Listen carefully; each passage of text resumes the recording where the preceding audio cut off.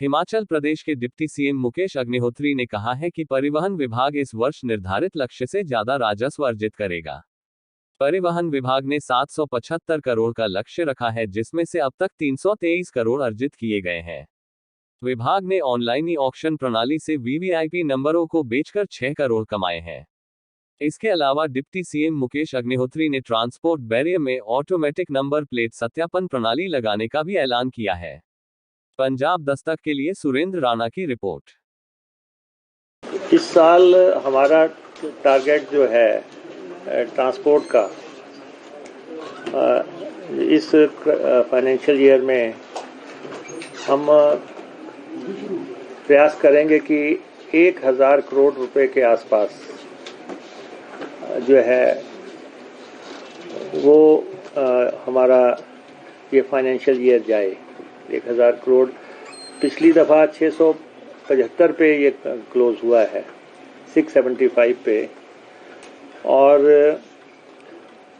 वैसे तो टारगेट जो है 775 करोड़ रुपया फिक्स किया है, लेकिन हम बेहतर प्रबंधन से और जहां एक तरफ हम विभाग में सारी सुविधाएं दे रहे हैं, दूसरी तरफ करों की चोरी रोकने के लिए कदम उठा रहे हैं, तो अभी तक हम 323 करोड़ रुपया जो है ट्रांसपोर्ट डिपार्टमेंट हमारा अर्जित कर चुका है। 5 महीनों में जो रेवेन्यू हमारे पास आया है, जो हमने ई ऑक्शन प्रणाली इजाद की, उसको लेके कई तरह के विवाद भी हुए, लेकिन आज ये बिल्कुल सफल तरीके से ये मसला हमारा चल पड़ा है और अभी तक हम लगभग 6 करोड़ रुपया इससे अर्जित कर चुके हैं। 6 करोड़ रुपया और 1585 गाड़ियों को हमने नंबर दिए हैं, जो आप चाहे इसको वीआईपी प्रणाली कह रहे हैं या जो लोग नंबर लेना चाहते थे, कोई 1 नंबर लेना चाह रहा, कोई 7 नंबर लेना चाह रहा, कोई 99 लेना चाह रहा है। पहले ये था कि वो इसको नंबर को अपनी सिफारिश से लेते थे। अब जो है ई ऑक्शन प्रणाली विकसित की और उसमें जितनी भी खामियां थी, जैसे शुरुआत में हमें भी कुछ लोग चूना लगा गए, लेकिन अब ये पूरी तरह प्रणाली कामयाब हो गई है। अब हमारे ट्रांसपोर्ट जो बैरियर्स हैं, यहाँ पे 12 स्थान है, 12 स्थान है ट्रांसपोर्ट बैरियर्स जो हैं। यहाँ पे हम automatic number plate recognition system प्रणाली जो है, ये ऑटोमेटिक प्रणाली स्थापित कर रहे हैं। ANPR automatic number plate recognition system, और ये अब प्रदेश में पूरी तरह स्थापित हो जाएगी और आपकी गाड़ी को हर तरह से पढ़ने की क्षमता जो है वो विभाग के पास आ गई है कि आप गाड़ी तेज चला रहे हैं तब भी हमारे पास रिकॉर्ड होगा, आप गाड़ी खतरनाक तरीके से चला रहे हैं तब भी हमें मालूम होगा, और मोबाइल का उपयोग कर रहे हैं तब भी हमें मालूम होगा। आपने टैक्स नहीं दिया है और आप हमारे बैरियर से निकले हैं तब भी हमें मालूम हो जाएगा आपकी नंबर प्लेट रीड करके। तो या आपने आपका पॉल्यूशन का सर्टिफिकेट लैप्स हो गया है, हर तरह की जानकारी जैसे ही आप हमारे बैरियर को क्रॉस करेंगे, उस गाड़ी का सारा जो है जन्म कुंडली जो है हॉरोस्कोप हमारे पास आ जाएगा।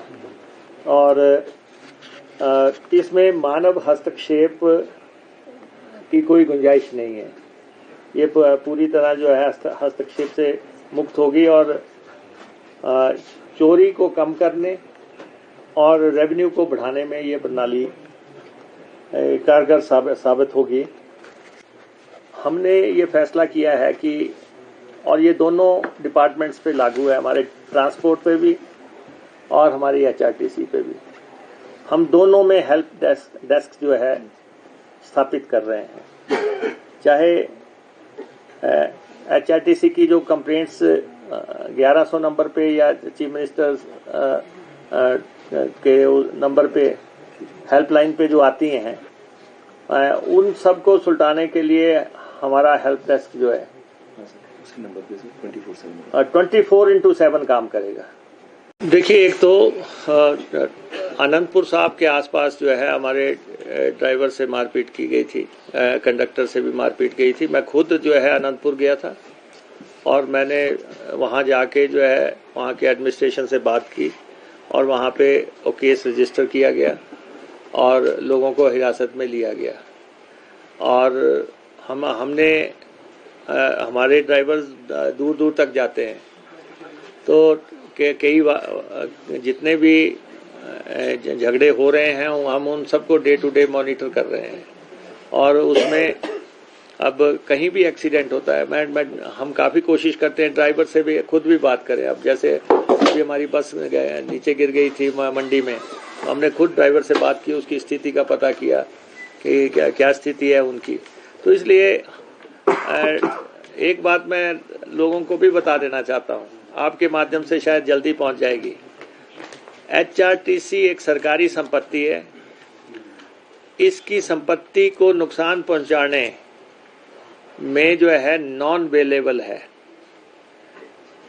और ड्राइवर की मारपीट का अक्सर मामला दर्ज होता है, लेकिन अगर गाड़ी का दर्ज हो कि आपने गाड़ी को हमारी को नुकसान पहुंचाया है तो वो नॉन बेलेबल ऑफेंस है। तो हमने कई जगह बात की है जहां लोग हमारी गाड़ी को तोड़ते हैं, हमारा शीशा तोड़ दिया, हमारी गाड़ी के बॉडी तोड़ दी, डंडे मार दिए, फलां कर दिए। तो हम उन सब से बातचीत कर रहे हैं कि ऐसा नहीं होना चाहिए। और हम एक बहुत बड़े ऑपरेटर हैं, अगर हम 3800 रूटों पे चल रहे हैं, 3200, और अभी भी जैसे CTU ने हमारी बसेस रोकी वहाँ पे, यहाँ पे एक कोर्ट में फैसला हुआ, कोर्ट में केस चल रहा था एक प्राइवेट ट्रांसपोर्टर का और CTU का। कोर्ट का फैसला आया ट्रांसपोर्टर के हक में और उन्होंने कहा कि CTU की बस का रूट सस्पेंड किया जाता है, और उन्होंने रिटेलिएट हमारे पे कर दिया। उन्होंने HRTC की बसें रोकनी शुरू कर दी। हम तो देवभूमि में रहते हैं, हमने कहा भाई ऐसा मत करो, लेकिन बाहर के राज्यों के लोग ये ना भूलें, वो भी हमारे राज्य में ऑपरेट कर रहे हैं, उनकी बसेस भी हमारे यहाँ पे आती हैं। तो जैसा सलूक करेंगे वैसा फिर हम व्यवहार करेंगे। हम तो चाहते हैं कि राज्यों के संबंध अच्छे रहें, राज्य एक सौहार्दपूर्ण तरीके से बसें चलाएं। हम उनके टेरिटरी में जाते हैं, वो हमारी टेरिटरी में आते हैं। CTU भी 12,000 किलोमीटर हमारी टेरिटरी में चलती है। तो इसलिए हमारा उनसे भी ये आग्रह है कि, और हम चाहते तो हम कोर्ट को भी इन्फॉर्म कर सकते थे कि आपके फैसले को जो है रिटेलिएट किया जा रहा है, इस तरीके से हमें परेशान किया जा रहा है, लेकिन वो मसला सुलट गया। लेकिन टोटलिटी में हम दिल्ली तक जाते हैं, सारी स्टेट्स में जाके आते हैं हम सब, और उनकी बसेस हमारी स्टेट में आती हैं। हम एक अच्छे सौहार्दपूर्ण वातावरण में बसें चलाना चाहते हैं।